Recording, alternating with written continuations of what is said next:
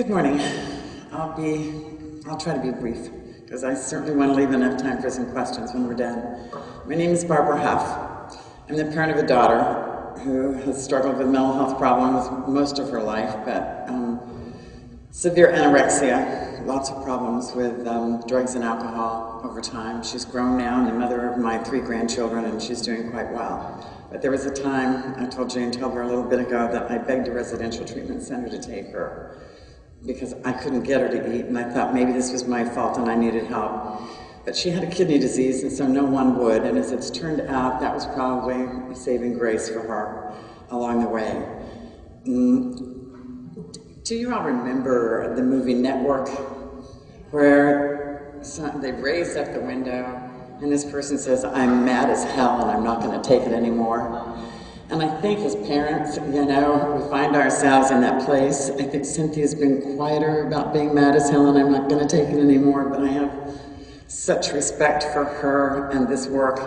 And when Bob Friedman called me about 2 days after I semi-retired and asked if I would volunteer some efforts in this, I said, oh, semi-retired, I didn't really want to be that anyway. So I have been able to do that. I would like to acknowledge the fact that Sandra Spencer, the current director of the National Federation of Families for Children's Mental Health, is here today. Sandra and her policy person, Andrea Barnes, is here today as well, so I'd like to acknowledge that. Sandra, I don't think you'll mind if I say this, Sandra had a child in residential treatment at the age of 4.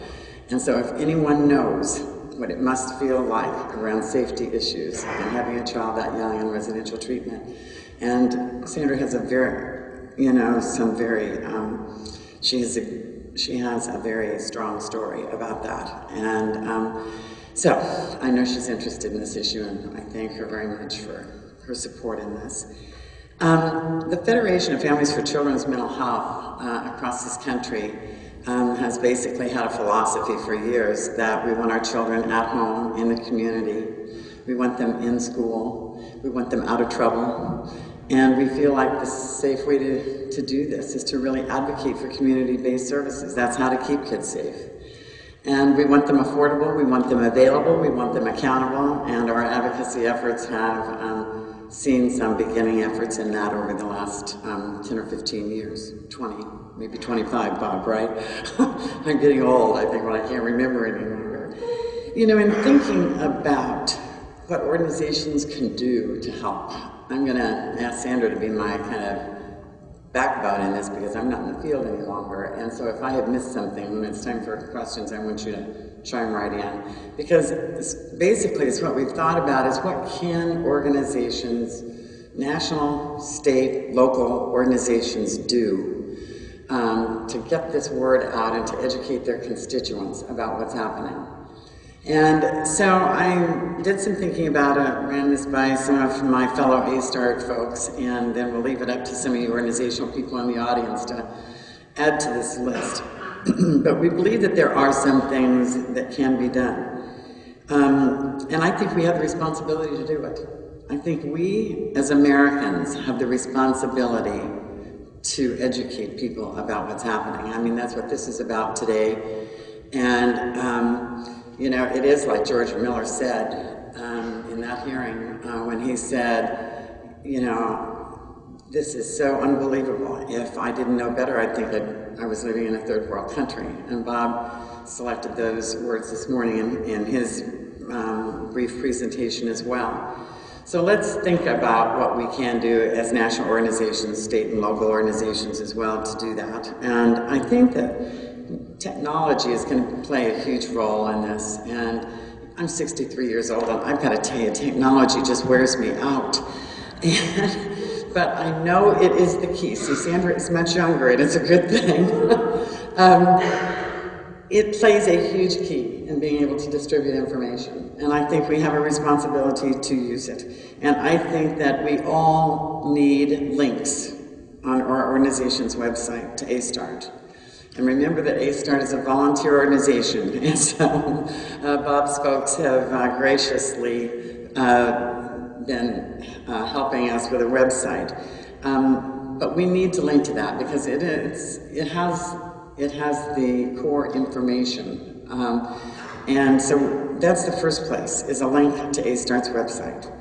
I think that we can incorporate information into your organization's newsletters, whether they're online, whether they're in print. I think that we can get information kind of stirred out in the field through newsletters. Most organizations have some form of a newsletter.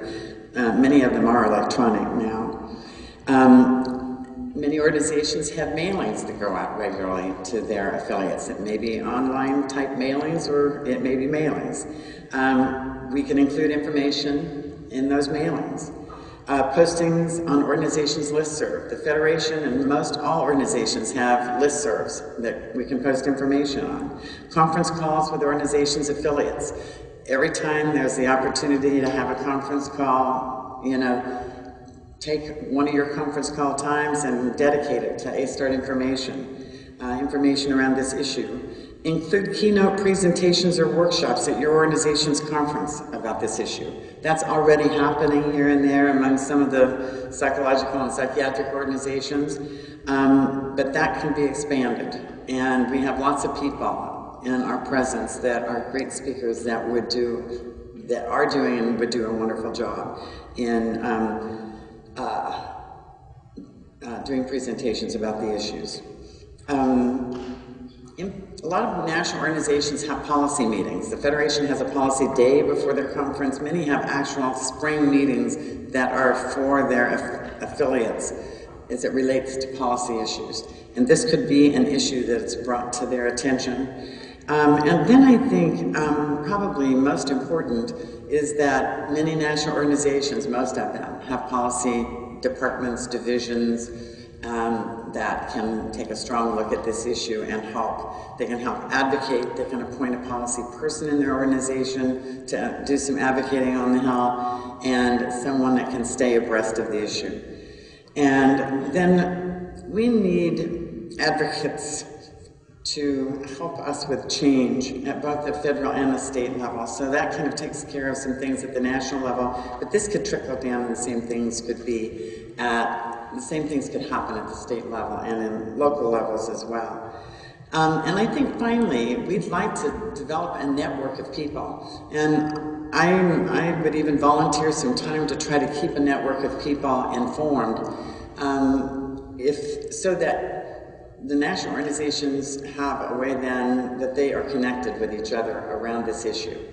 And if you would give me your business card, if you would tell me who your staff person is, if you're an organization that would like to be included in this network, if you have a particular staff person that you could kind of assign to this network, I would be happy to try to, in my not so technological sort of way, I would like to, though, group some people together that we begin and start a network. I mean, that's how national organizations start, you know, is they know people out in the field and they gather people together and they make an organization.